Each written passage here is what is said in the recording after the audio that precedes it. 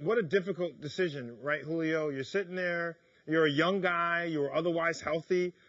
You hear you have this tumor, you decide you got to take it out, but you had some things to consider, right? Definitely. After knowing you got a baby on the way, none of that matters. You just want to make sure that it's out and that you can continue living the life that you want to.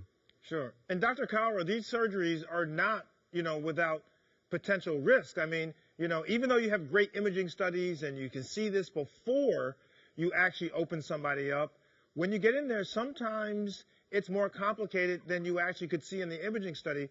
What kind of concerns did you have? Do no harm is step one. That's right. And then step two for me is do right. And so the right was take as much out safely without giving Julio a deficit. Now, for an 8-9 hour surgery, you have to keep recalibrating yourself to that thought, because sometimes you get into this process of thinking, oh, I found a tumor, go, go, go. So every couple hours, I'll take a step back and say, okay, this is Julio, and I got to make sure I do no harm by taking the whole tumor out and accidentally tearing the artery or damaging his spinal cord. And Julio, I got to tell you, you talk about physical therapy, not always the easiest, particularly for cases like this. How did you find your physical therapy and the recovery? So it was great. I mean, definitely I was in pain from, let's say 1 to 10. I was at about a 12. But this is something that you definitely have to take slowly.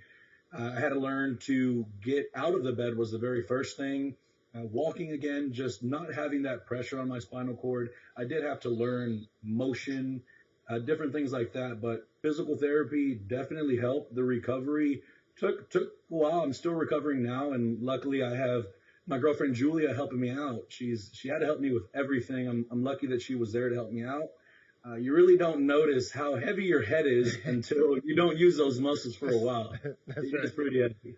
That's right. Well, listen, Dr. Kalra, first of all, thank you for great work. This is the beauty of medicine. It's life-changing, so thanks for doing that.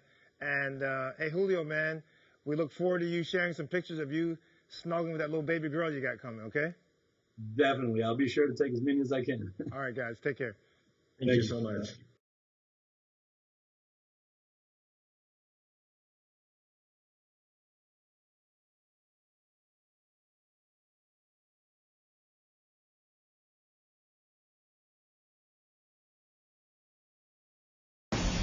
We're living in uncertain times. It's tough to keep up with the latest medical headlines. About the market, panicked about COVID. And how do those headlines impact you and your family?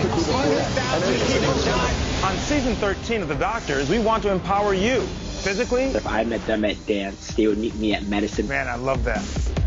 Emotionally. If I can change my thoughts, I can change my feelings. And medically. He doesn't have his mask up, which is not a good thing. This is the $1 million question, maybe the $1 trillion question. This is so critical for people to hear. We're giving you the inside track on health and wellness so that you can get back to the life you deserve. It's time to take back your power. The Doctors, now more than ever.